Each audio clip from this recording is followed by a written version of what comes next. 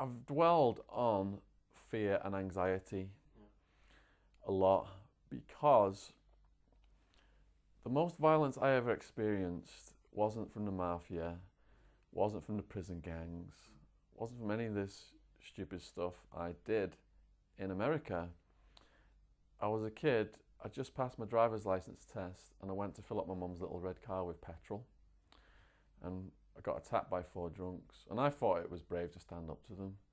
And it was a big mistake. They started kicking me in the head, hitting me in the face with an iron bar, knocking pieces of my teeth out.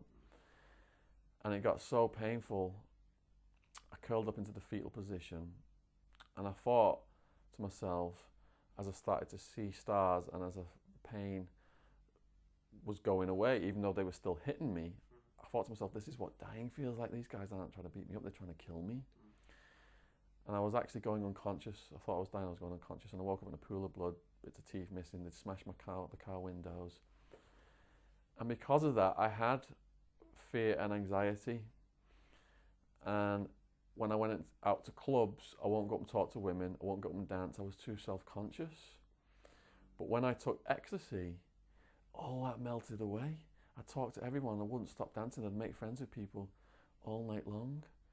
So as I went on this inner journey to figure out why I was taking drugs, I realized I had this anxiety and fear. And I thought to myself, you know, you've never been able to go out sober and just enjoy yourself. You've never been happy in your own skin. But then suddenly, living with a lot of people that some of them I would have crossed the road to avoid, living where there was violence almost every day, it kind of crushed some of that fear and anxiety out of me. A lot of it perhaps because these days I feel confident enough to go out and I've been to a few raves and stuff like that and danced all night without any drugs or alcohol and just completely enjoyed myself in my own skin, something I thought I would never ever be able to do in my entire life. So it's interesting, isn't it? Can that fear and anxiety be beaten? I still get a little bit of it every now and then when I do a talk. First time I spoke to the school kids, I was so scared I couldn't even eat my breakfast.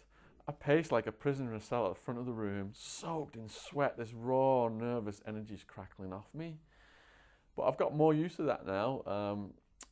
Occasionally when I speak in front of the adult audiences, that gets the big anxiety going up a little bit more. But again, it's just practice. I would say getting up in front of these audiences has also helped me address my fear and anxiety, as well as the whole prison experience, being forced to live with all these guys sober, who are doing these crazy, dangerous things, a lot of them. Those two things combined, I would credit with helping me deal with fear and anxiety.